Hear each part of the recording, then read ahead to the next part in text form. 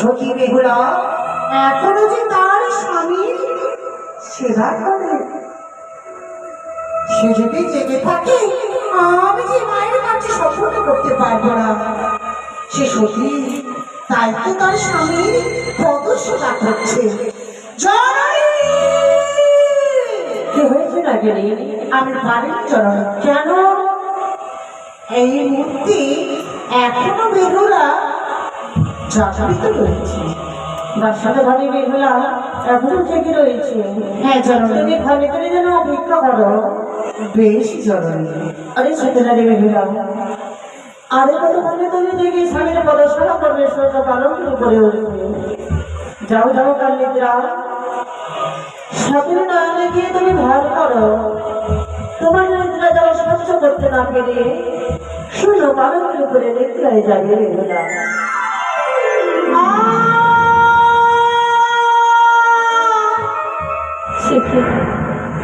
হাতে যারা দুইটি লাইন আমার বন্ধ হয়ে গেছে, আমি যে পারিব না বুঝি আজ আমারই, তবে কি পারিব না আমার স্বামী দেবতাকে রক্ষা করিতে।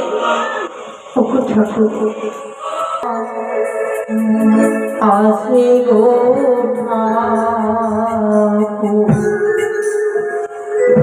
ঘুমি যেন না আসে, আমার ঘুমি যেন না আসে গো ঠাকুর, ঘুমি যেন না আসে।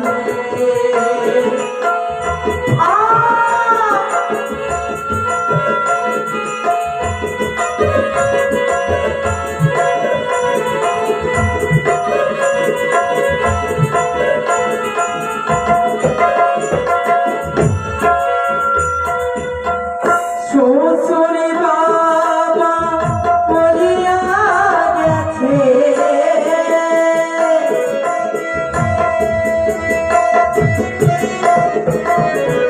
শ্বশুরে বাবা বলিয়া গেছে,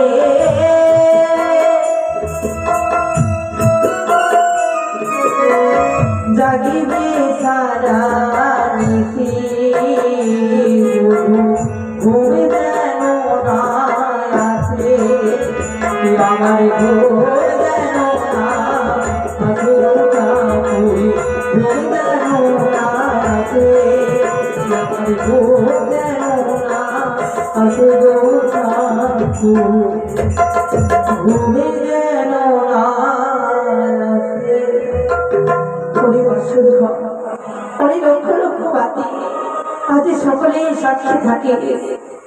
আজ আমি যে সত্যি আজ নিদ্রার যারা সহ্য করতে না পারে স্বামী দেবতার এই চরণে সেবা করিতে আজ আমি নিদ্রায় মগ্ন রক্ষা করি না গেলে। দেখো আজ রসন বড় জন্য নীরব হয়ে রয়েছে। এই সুযোগে তুমি পরিবেশ করো। বেশ জননী বেশ, তোমার কথা মাঝখানে নেই আমি প্রবেশ করবো লোকবাসদের ঘরে। নিশার কমে প্রবেশ করলাম, বেহুলার পরম চমকে দিয়ে উঠে পড়লাম বিছানার ওপরে। দেখি দেখি দৃশ্য আমি দেখি। তারা কি সুন্দর সাজক রয়েছে, যেন লক্ষ্মী না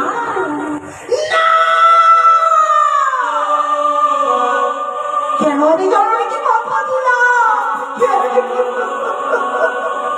তাদের রূপে লোহবাসন ঘর একেবারে জল জল।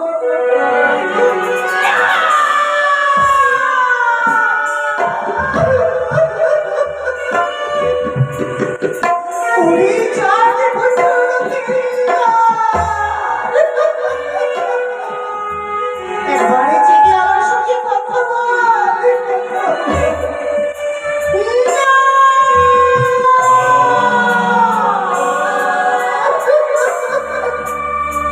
সে জল